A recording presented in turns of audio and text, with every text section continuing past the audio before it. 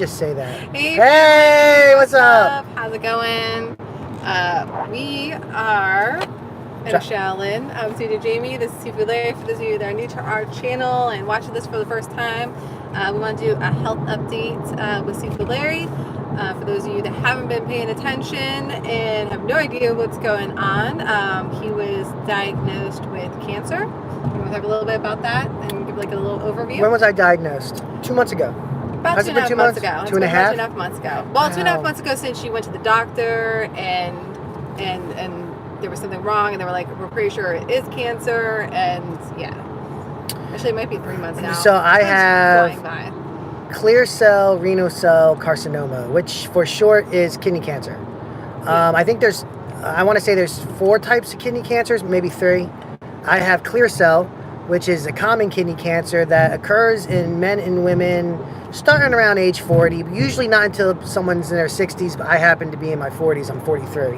But you're extremely fortunate that you found it early, because I am very fortunate most that people I don't find out until they're like stage 3 or 4. Yeah, kidney cancer is known as a silent killer because, like myself, I have a tumor on the upper pole on my left kidney. It's 3.5 centimeters, so like about 1 inch or something like that. The upper pole it's near my it's high. It's near an artery. It's in a very bad spot actually. But on the flip side of that, I'm at a very early stage. My urologist believes that if they take the tumor, it's curative. For kidney cancer, they don't recommend chemotherapy or radiation necessarily because it just doesn't work. It doesn't really respond well to it. Immune therapy is something they go for, but they don't usually do that unless like a late stage cancer. Then maybe they do it. For me, I'm theoretically young and healthy. And all your other tests came back really good. All my tests are pretty good. Yeah. Good. They did a test to check out how your stuff's functioning and everything's functioning well. So not for nothing. Blessed to find out. CJ's been helping me a lot, researching and feeding me healthy foods. I switched to a raw vegan diet now. We actually just went and treated ourselves. There's like no raw vegan places even remotely close, so we did a little drive to Media PA to Gangster Vegan Organics. So shout out to them. I don't know if they're going to see this, but we really enjoyed it. It was good. It was good. It was tasty food. So I will say I want to say I'm like 98% raw vegan. I do cheat. Now, if I had if my cancer was a lot worse off. Yeah, like could you like specify what your cheating is like? Because it's not like what they're probably thinking. Well, they're probably thinking like you're probably going and eating like Philly cheesesteak or some chicken wings or something. No, I mean like French fries. Well, maybe you've never tried it, and if you never tried it, that's okay. Maybe you might want to try it. If you don't want to try it, that's okay. But being a raw vegan, if you do that for like a month, you're eating raw food. So if you do something as simple as steaming broccoli, it feels like you're eating like a cooked feast.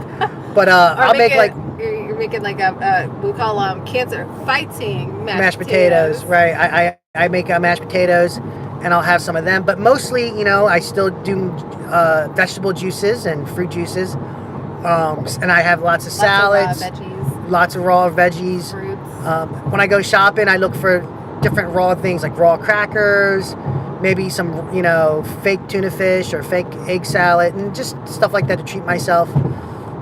But all made from whole foods, not like those like weird processed things. Like we're talking about like raw mock tuna. So that's just salad, that's just the food. I'm also doing Tai Chi, salad. Qigong. I'm rebounding, exercising. Which speaking of, I pray a lot. I'm gonna be making some mock raw egg salad for tomorrow. It'd be nice because I'm hungry. Well, I hope you're not hungry already. I am. Just ate. I like food. Are you serious? Just because I'm a raw vegan doesn't mean. So let's talk about that. Was so filling. When I got I'm like so stuffed. When I got diagnosed with cancer, I a lot of things I don't remember, but I remember what I weighed on the scale. Ironically, I was 216 pounds, and that was. And keep in mind, before I knew I had cancer, which what sent me to the doctors. You'd already lost about 10. What sent me to the doctors from was changing your eating style? I just went to go, urinate, and I was just basically peeing a pure stream of blood. Not good. A pure stream of blood, like I'm 43. I never peed blood like that, or ever. And we still actually don't know why that happened, because that only happened for like a 24-hour period. 3 days. Well, you told me it was It only was one for a day, full 2 days, yeah, and then 2 days it petered off. Yeah, so that's why they did the renal flow thing, because they wanted to make sure everything else was functioning. They haven't really found anything with it yet. It could be connected to the kidney cancer. The blood could have been around my kidney and it worked its way down, but or it could have been that you injured yourself when we were bike riding through the woods. We don't know. I haven't done. There's a lot of tests I haven't done, but I have done a lot of tests. The tests I have done, my urologist is pretty confident that the cancer is localized. Yeah, it's on your lymph system. The recommended treatment for that is, I think they call it a robotic laparoscopic surgery, partial nephrectomy, which means, in my case, since it's the upper pole, they got to go up to my kidney. I think they flip it around. They got to tie off. Doesn't that sound crazy? They flip it around. You're all like, what?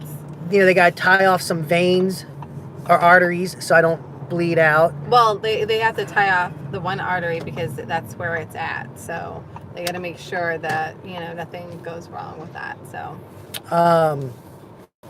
And then they're going to go in, and the goal is for them to take the tumor out and leave, and then suture it back up and leave my kidney alone so it stays functioning. My urologist said there's a 20% chance they get in there and they might have to take the whole kidney. I think that's something they have to say all the time. He felt pretty confident that he doesn't have to take the kidney. He felt pretty confident that when they take it, it's curable. Now, I've done my own research a lot extensively, and I just want to put this. There's some things I want to put out there so there's no misunderstandings. And if you do your own research, you might find this to be as well. So a tumor is not the cancer. A lot of people get these tumors removed, and they're like, "Oh, I'm negative. I'm cancer free. This is great. I'm cured." And then 6 months later, a year later, even up to 10 years later, they get a second. Tumor. There's another tumor. Cancer comes back twice as bad. So the reality is, even though I'm opting for this surgery to have them remove the tumor, that doesn't mean that I believe that in any stretch of the imagination my battle with cancer is over. What that means is my lifestyle change is just beginning. Right. I'm not looking at this as, let me just do some things while I have cancer. I'm looking at, okay, why did I get cancer? How did I get cancer? How do I prevent myself from having cancer again? Right, because cancer is just a warning sign that things are wrong in your immune system. It can be. Well, let me add a caveat. So you just said something that's really important, and I want to share this with you guys because for the longest time, man, and I know guys are really guilty of this, and some women too. Sometimes out of fear. I think it's mostly fear. You live with pain. We all live with pain, and no, it's not a tumor, but I'm not sure. I'm not sure it's seafood. Yeah, if you guys are on, give us a shout out. Let us know where you're coming in from. Make sure you like this video, share it on. Yeah. If you have a problem, just go get checked out, because mostly all the cancers that are out there, if you know about it early enough, you can do something about it. If the worst thing to do, which is what happens, is you end up in the emergency room. They find out that your cancer is stage 4, metastasized everywhere, and it's so much hard. I mean, people do reverse their bad cancers, but then you find out how hard it is to battle that. When it's so much easier if you find out you have cancer and it's like stage 1 or barely noticeable. Now, also, you have to be an advocate for yourself, because they don't look for cancer. They're not. If you get blood work done, doesn't necessarily mean cancer is going to show up. I thought I had kidney stones. Well, it wasn't kidney stones. No, it definitely wasn't. But it's a good thing that you thought there was something wrong and went to get checked out, because if not... Yeah, when you pee blood, that was my limit. Like, oh man, I peed blood. I really need to look at this. If you want to get off there's no toll. Yeah, that's what I was thinking. I'll do that. So, don't wait to go to see if you have a problem. Be proactive in your health care, and if you even slightly think there's something going on, tell your doctor, listen, they work for you, you don't work for them. Just remember that. You tell them what you want them to look at, and you be an advocate for yourself, because if you find this early, I got lucky. I wasn't, if I didn't pee blood, maybe I wouldn't have looked at this for 5, 6, 7 more years. Well, yeah, because you already had like Yeah. pains, and you're like, oh, I think they're just kidney stones. Because they would come and go. You know, it's coming and going. Maybe I should check it out at some point. Maybe I'll make a little couple tweaks here and there, but Yeah. like nothing major. So yeah, if you went to pee blood, like you might have waited another several years. And didn't the doctor say where you're at? Like, this is crazy. I want you to think about this. I've He had said cancer that for 7 years. Yeah, 7 to 8 years Yeah. for it to be at this Let that level. stop. You know, let's let them think sink about in, that. right? So, oh, and you know, here's something interesting. By 2020, Hey, dude, we're doing good. How you doing? you know, by 2020, they're saying 1 out of 2 people are going to have cancer. Well, right now the statistics are 1 out of every 2 men and 1 out of every 2 women and 1 out of every 3 Men, or flip it. It's one of those. No, that's what it is. Okay. And then, but by 2020, it'll just be 1 and 2, period. So that means half the people you're looking at probably have cancer and they don't know about it. And I hate to say that, and I don't That's wish that on nuts. nobody. I certainly didn't, you know, want it for myself. But I've had cancer now for 7 years, and I'm walking around like everything's all cool, and it wasn't. So that's why I'm saying be an advocate for yourself. If you feel something's wrong, or you think something's slight, or maybe you're just tired a lot and you don't even know. That's what I thought. Like, remember how tired I'd be? Like, man, I'm so tired. I go out, have lunch, and you automatically, like, it must be all the carbohydrates. Which that was probably part of it, I'm sure. Just not. Well, it didn't the whole help with the story. cancer. It wasn't the whole story. Right, because I was really tired. And there was other things. There was a lot of things that you had. You had IBS. You had allergies and all these other different things. Well, like I had bursitis in my knee, so we were doing a seminar in was it DC? Was it DC or was it Pittsburgh? Pittsburgh. It was Pittsburgh. We did a seminar in Pittsburgh, and I came home, and I couldn't remember any injury that I sustained, and my left knee just swelled up. It just blew up, and I was walking on crutches, and it was about 2 weeks. I couldn't even walk. And I went to my primary healthcare provider, and he's like, how old are you? I'm like, I'm 40. He's like, yeah. He's like, you're just getting old. But what we know about cancer is it's not really possible to get cancer in a body that's healthy and homeostasis. When your immune system starts to kind of not work right, then all these other problems happen from anything you could think of. It's somehow related to your immune system not working right. So there were signs that something was wrong. Yeah, even the skin rashes and things. Skin like rashes, all the inflammation going on throughout your body. Like, there was lots of signs that, hey, things are not okay in here. But you had been living with a lot of these problems since you were a little kid, so I just assumed. I really think you were like how I was initially before I changed my diet, very early on, which was like, you just think like, oh, this is just the life that God gave me. I made an open loop, and I didn't even know I did. Guess this is just what it is, but no, you're not really supposed to be inflamed and in pain and have allergies and all this other stuff. So early in this conversation, I said, I was on a scale, and I can remember how much I weighed. But I never finished that conversation. No, you didn't. Gosh, I'm so bad. So I was 200. What did I say? 216 pounds. But what happened was, before I knew I had cancer, I started waking up at like 5 a.m. And I was treadmilling, and then I was getting 2 workouts. I started getting 2 workouts, and I dropped 10 pounds pretty quick. Yeah. Real quick. It was gone. Well, I guess it was 11 pounds because I think you said you were 227 initially. 28. So that was 12 pounds. I just can't add. You can't add. What can we say? So that's 220. Don't ask him to add for y'all. That's not gonna be good. Sifu knows that, man. He'll be like, so if you got 3 points, and I'll be like, oh my god, don't points, math, stop. But anyways, Don't do that so I went on this raw vegan diet, and I was. Well, you didn't go on it right away. Well, come on, it was like the same week. After you started peeing blood, you started making changes.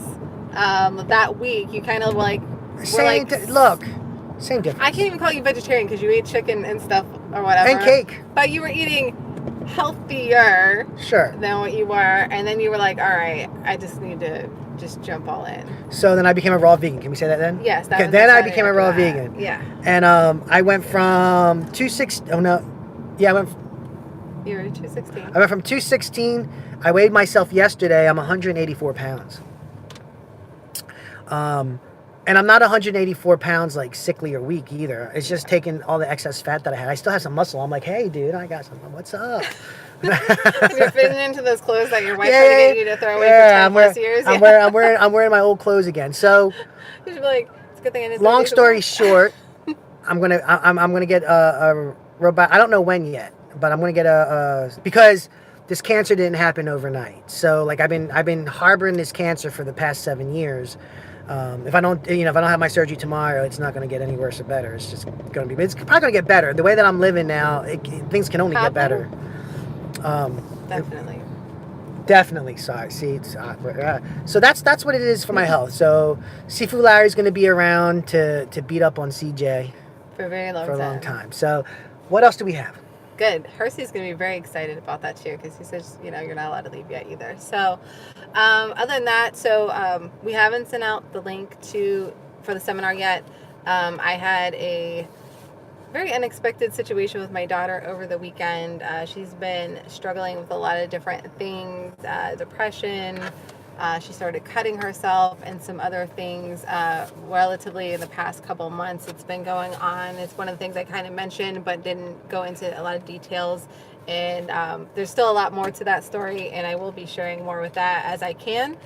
So please, for those that you do pray, please keep her in your prayers. The biggest problem that she's having is she just doesn't feel like she's even supposed to be here. Her relationship with God is definitely on shaky ground. Like she's really just doesn't feel like she's loved or wanted, even though she is showered by love by me. But the world is telling her like, oh, because you weren't planned by your parents, that means you're a mistake. And I won't go into the politics of all of that, but I will say she's not the only kid that I know that has been hearing this. And I've told her numerous times, like, because the reason she wasn't planned by me was I was on birth control. I was married at the time. 4 months previous to when I conceived her, I had just lost my son. He passed away full-term stillborn. So clearly I was full of grieving. I'm not trying to have another baby. I realized that my husband, who was already, just didn't at least be around him for the first 5.5 years of her life. So she's seen the different things that have happened, and she's had some bad experiences herself. And, but I told her, I'm like, it doesn't matter if I intentionally planned you or not. That doesn't make you a mistake. God planned you, and he planned you before he even put you in my womb. It says that in the Bible, and God doesn't make mistakes. So you can't there's no way for you to be a mistake. But that's not what the world tells her. And so I'm one person telling her the truth, but everyone around her, her peers, are telling her something else. And unfortunately, she's believing them over God and the actual truth and what her mother says. So I'm battling with that and trying to get her to understand her worth, and that she is worthy of being here on this earth, and that God has amazing things planned for her, and getting her to see her value and her worth. So, and unfortunately, she's not the only kid going through this. I know quite a few kids that I know the parents of that are dealing with similar situations, and some of my friends have children that are around my age whose children are dealing with something similar. And it's just a really huge battle in this world, getting these children to understand, like, no, you are worthy to be here, and God has amazing things for you if you're open to experiencing those things. So that's been really rough, to say the very least. It's probably one of the most heartbreaking things for a parent to go through, besides actually losing a child like I have before, is to have your child that is here with you not understanding their value and their worth, and not feeling worthy of being here. That's really, really heartbreaking. So I've been dealing with that over the weekend. She had another relapse with cutting, and something else that's new that I can't really talk about right now.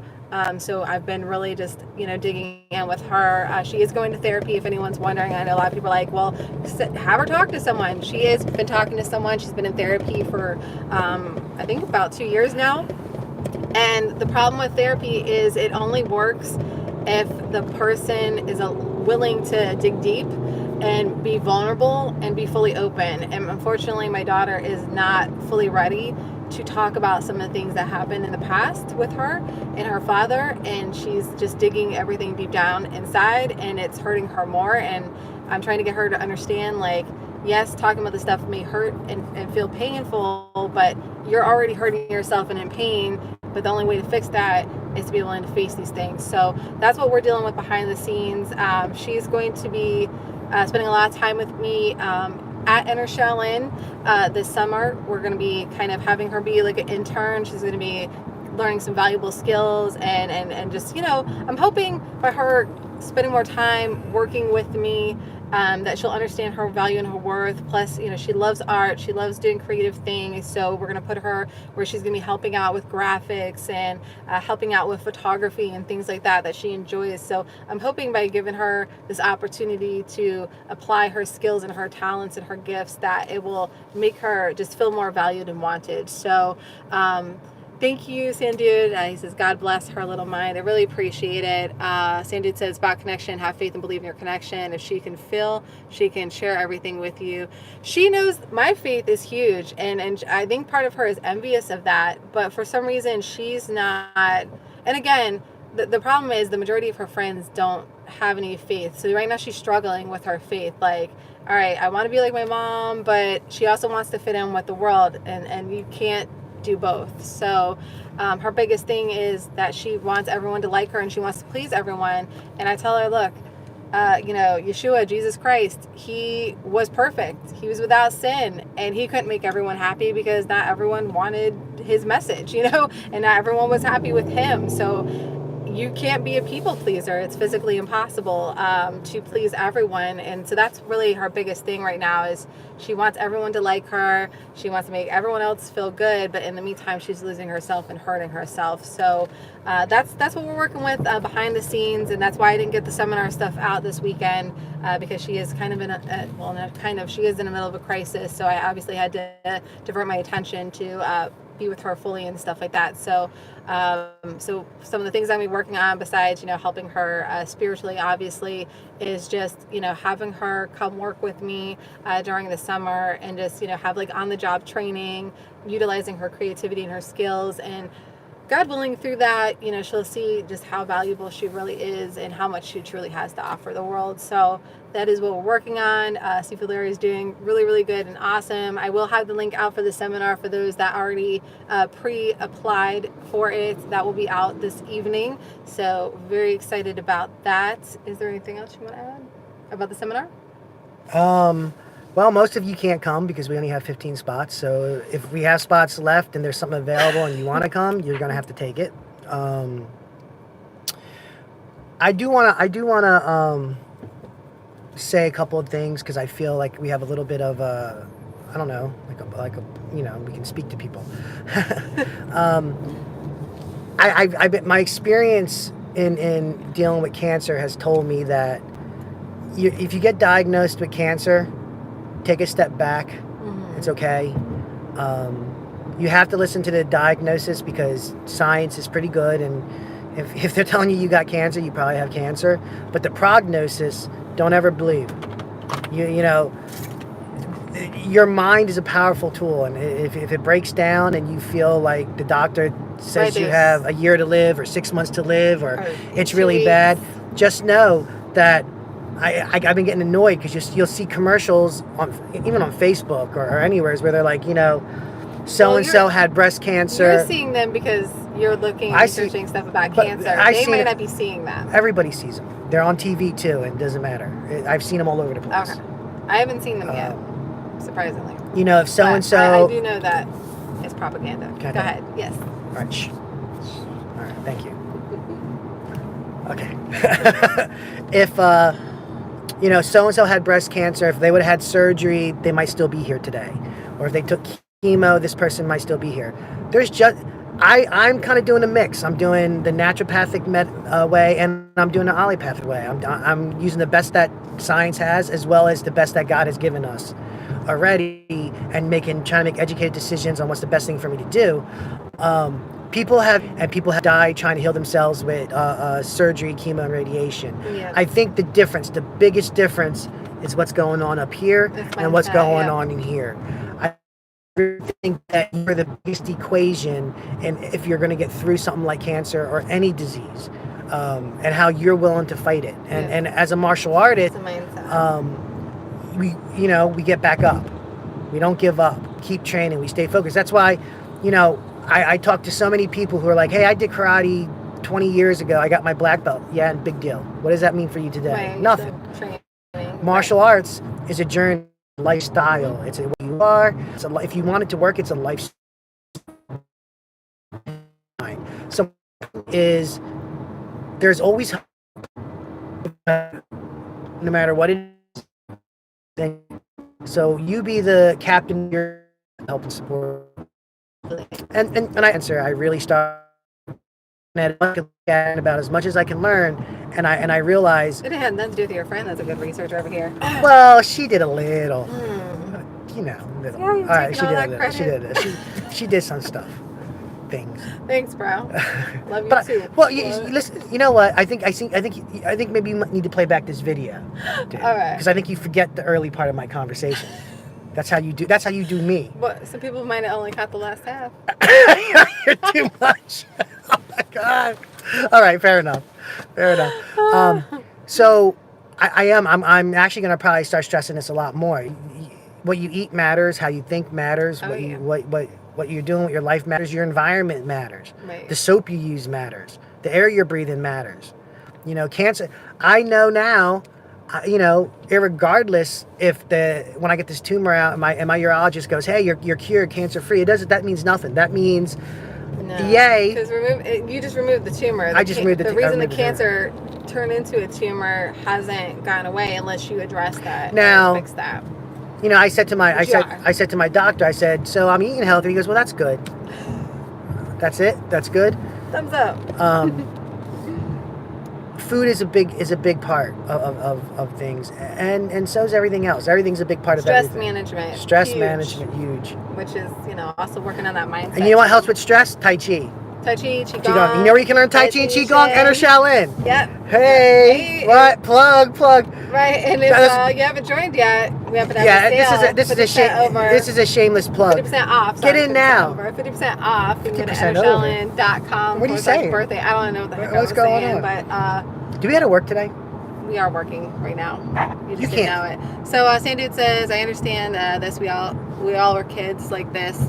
No, this is a little bit more extreme, and has a lot to do with what happened with her dad and everything. You know, yes, all kids in some way want to fit in, but there's a normal level, and then there's an extreme unhealthy level, and unfortunately that's where my daughter is at.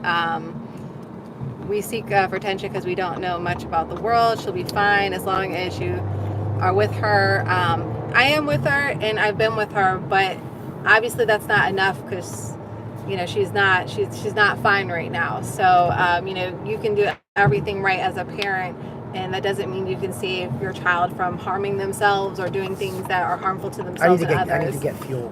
So, well, that's all right. We can still continue. You can man. continue. I'm just letting you know I got to get fuel. It's all good. Do what you got to do. I'm doing what I got to do. You know, and that's the hardest part too as a parent. You know, and I feel like I need to have like a whole session on this. Is, you know, not beating yourself up for things that your children choose to do. Hey, it's going great. Could I have? Could you fill it premium, please? You got it. Can you just back up like 6 feet? Yes, for me? I can do that. My bad. You're good. Happens all the time. A little zealous there. I was a little excited. But you know, like the hardest It's Pro part. Premium, right? Yes, sir. You Yes, got it. thank you. Which I want you guys to know, if you happen to have a car like I have a car, and you have to have premium, it stinks, right? I got a choice.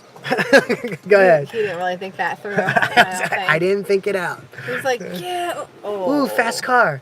Oh. I gotta do what? Yeah.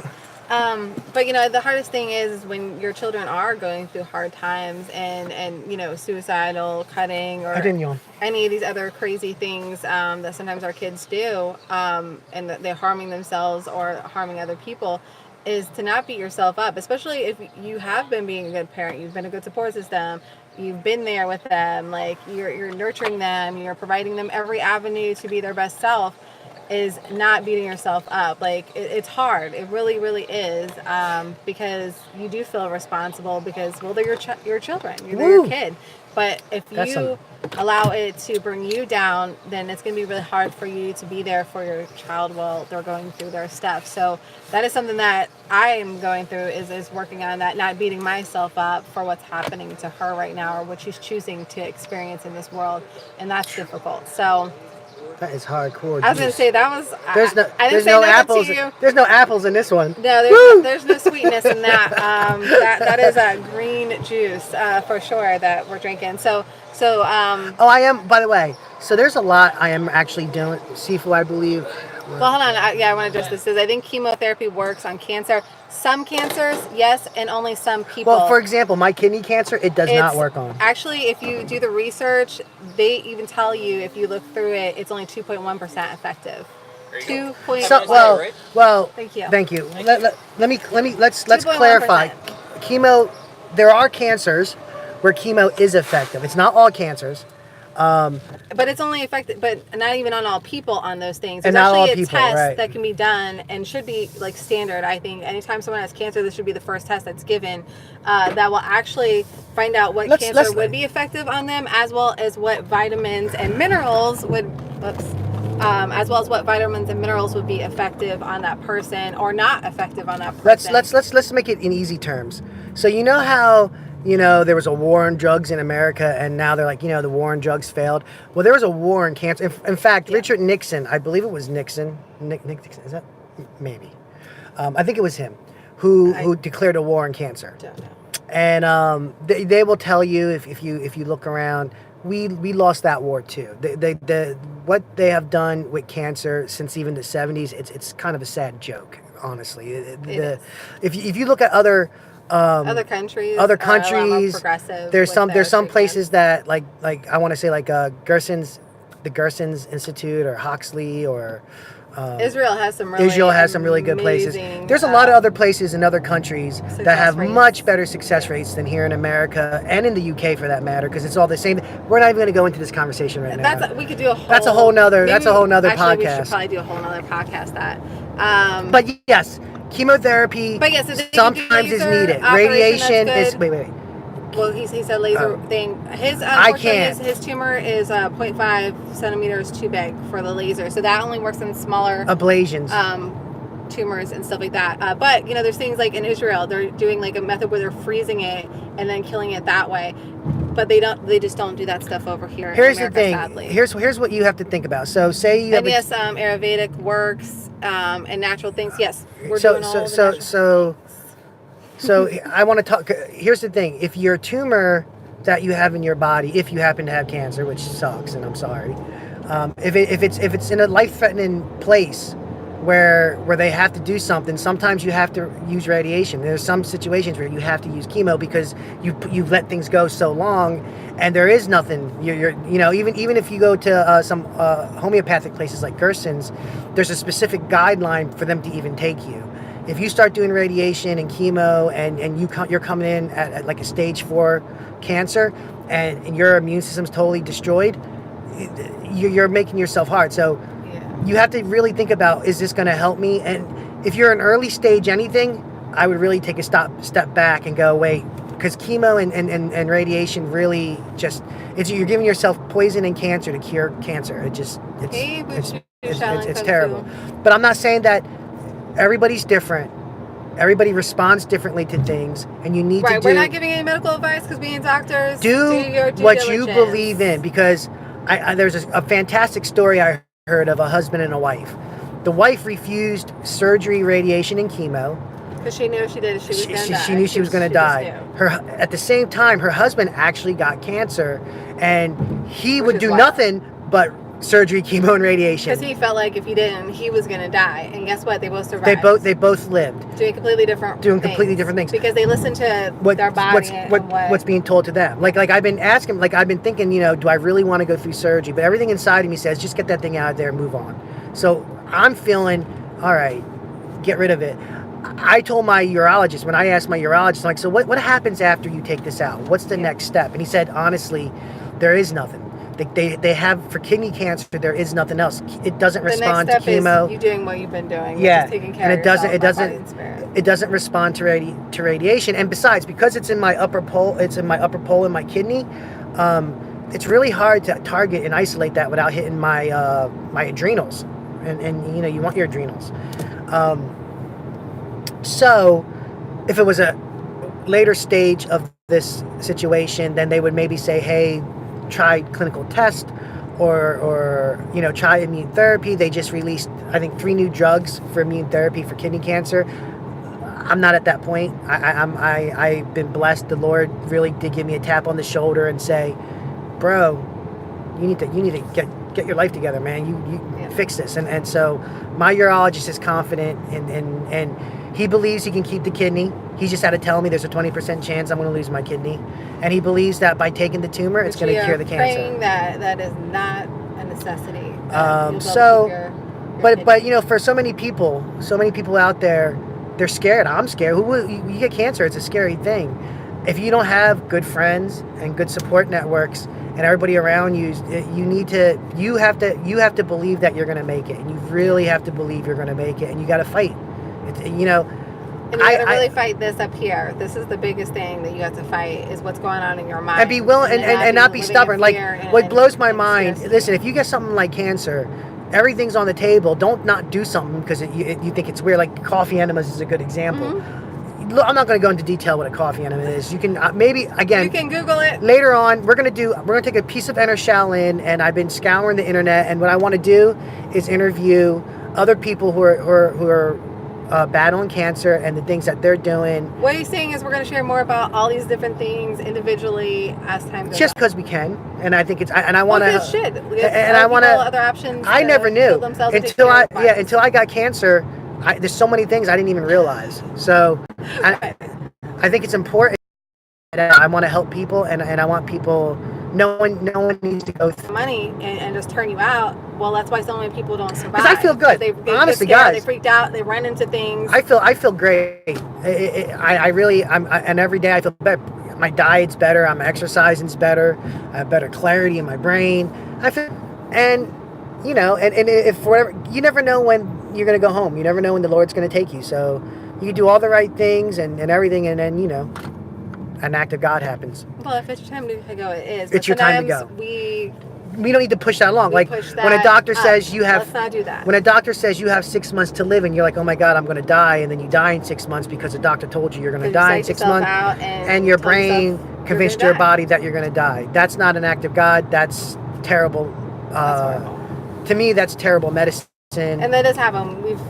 Because we've done a lot of research, we've seen just every case scenario, and a lot of times the people that survive, it really is about the mindset, whatever they do. So, and then that's everything. That's how a lot of people get cancer, is that negative mindset. That one guy who I forget his name, but we were listening to, and he actually went in for four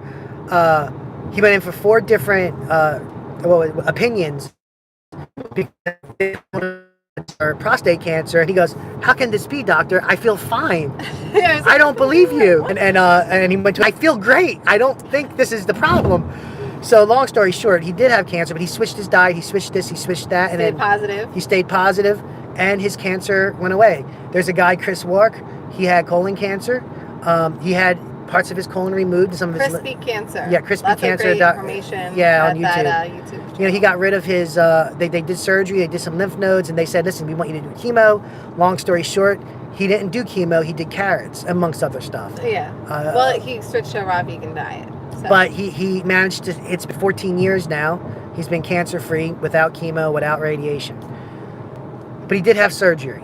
Yeah. My point is, you do what you believe you have to, but educate yourself, be informed, don't live in fear. Don't live in fear, don't make decisions out of fear, and really take some time to love on yourself so you can hear what your body's telling you. Our bodies are amazing. They tell us what we need, what we need. A lot of times we're just not listening. One more thing, and then we got to work, obviously. The one more thing I want to add to all this is what I stated earlier in this podcast or conversation or whatever you have. If you think something's off, but you're putting it off just because you don't want to deal with it, or it goes away and it comes, pursue it. Yeah, there's a problem there. If I get it, you want to wait and see, like, oh, I'm starting to feel a little something, and wait a month, okay. But if in a month you still feel a little something, you need to go get that checked out. I don't. Or something keeps reoccurring throughout the year, something's wrong. It's better for you to find out something really bad's wrong really early, because it gives you a better time to make a battle plan. Yeah. Than to find out the last minute where it's just panic mode, or you're in the. We've all heard these stories of so and so going into the hospital, never coming out. That we definitely don't want that. A lot of times, and they're like, "Oh, it's so unsuspected. That person seems so good," and then all of a sudden, well, like I said, I've had cancer now for 7 years. I've only known about it for the past 2.5 months. Yeah. And it could, like I said, with clear cell, it's a slow growing cancer. So I could theoretically live with this cancer another 7 years, and maybe longer, and not realize I have cancer. So thank God you found out early.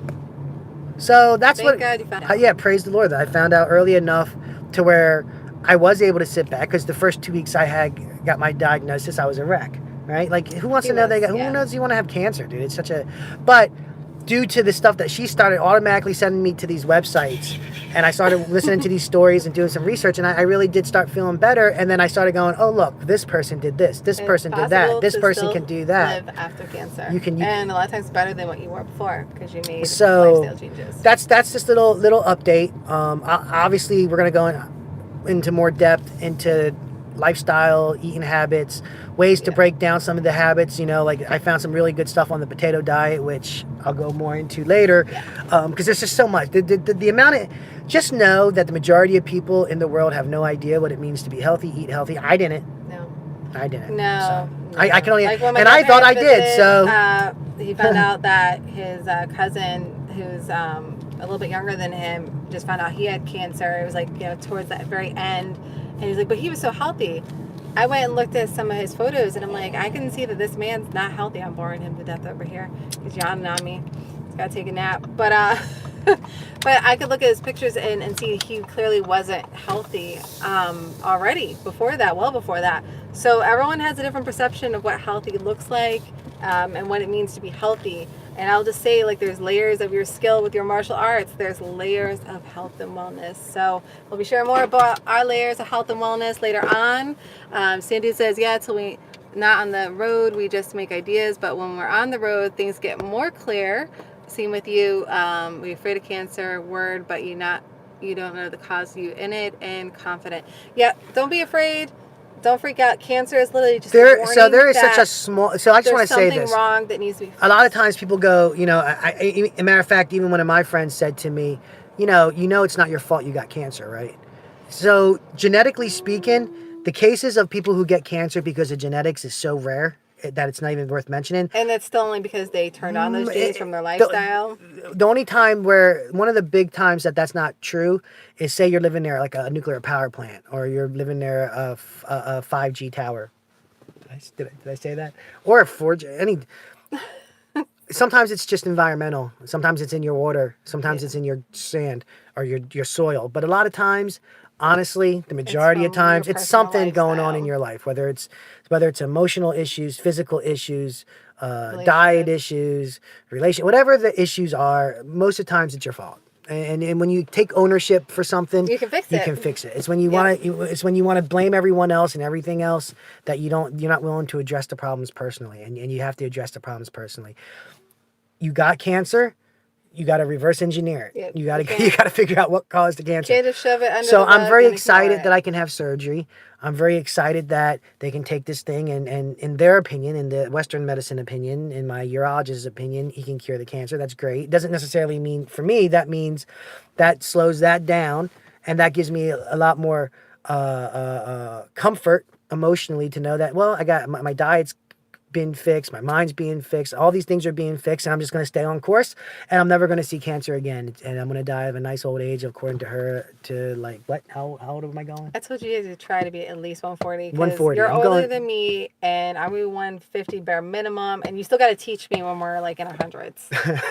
so I got to be around for a while, is what I hear.